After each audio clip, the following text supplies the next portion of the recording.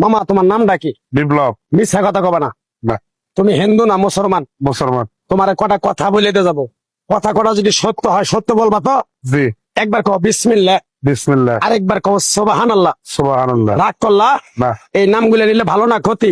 ভালো। তোমার চারটে কথা বলে দিয়ে যাবো, কথা চারটা যদি সত্য হয় সত্যই বলবা, মিথ্যার আশ্রয় নিবা, আল্লাহর কাছে ঠেকা থাকবা। কি কইছি কথাটা বুঝতে পারছো? জি। মুখ পাকাও। তুমি এমন একটা ব্যক্তি যে কয় আইলো তার পিছেই যাও, গেলে পরে তোমার ক্ষতি হয়, লাভ হয় না। কথাটা ঠিক না বে ঠিক? ঠিক। রাগ করলা?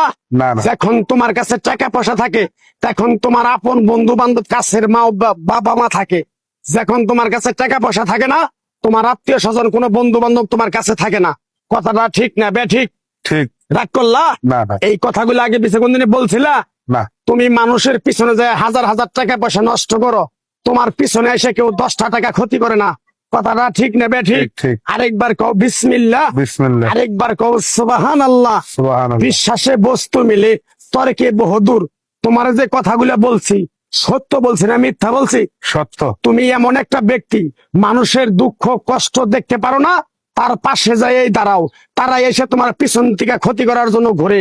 কথাটা ঠিক নেবে ঠিক? ঠিক। রাগ করলা?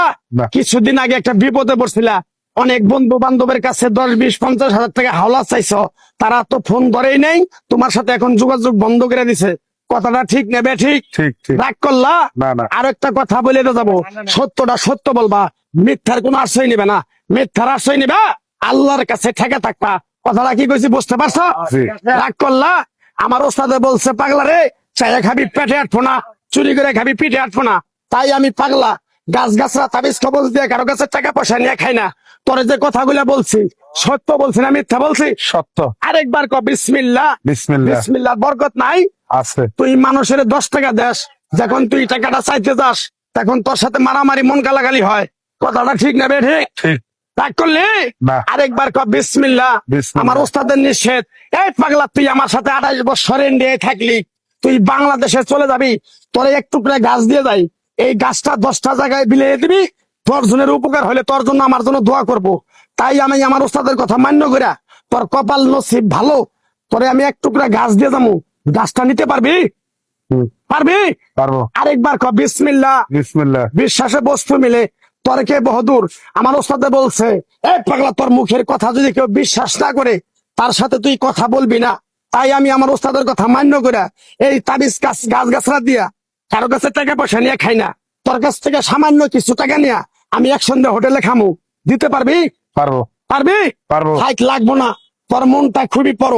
কেউ 50 টাকা চাইলে তোর 5,000 টাকা দিয়ে দেস। কথাটা কি করছি বুঝতে পারছ? জি। আরেকবার কবি বিসমিল্লাহ। বিসমিল্লাহ। বিসমিল্লাহ বলার সাথে সাথে তুই আমারে 500 টাকা দিবি, তোর এক টুকরা গাছ দিয়ে যাবো। এই গাছটা তুই নিয়ম কারণ মাইনা ব্যবহার করবি, আল্লাহ তোরে মুক্তি করবো। কথাটা কি কইছি বুঝতে পারছ? জি। আরেকবার ক বিসমিল্লাহ। বিসমিল্লাহ। তোরে গাছটা দিমু, টাকা ছাড়াই দিমু, তোরে আমি টাকা নিবো না, মন থেকে তোরে বললাম। গাছটা যদি দেওয়ার পরে তোর যদি উপকার হয়, মসজিদে তুই 20টা বন্দি কিনে দিতে পারবি? হ্যাঁ পারবি? পারবো। আরেকবার কবি বিসমিল্লাহ। বিসমিল্লাহ। পিছন দিকে তাকাবি না, ডাইরেক্ট চলে যাবি। যা যা যা যা যা।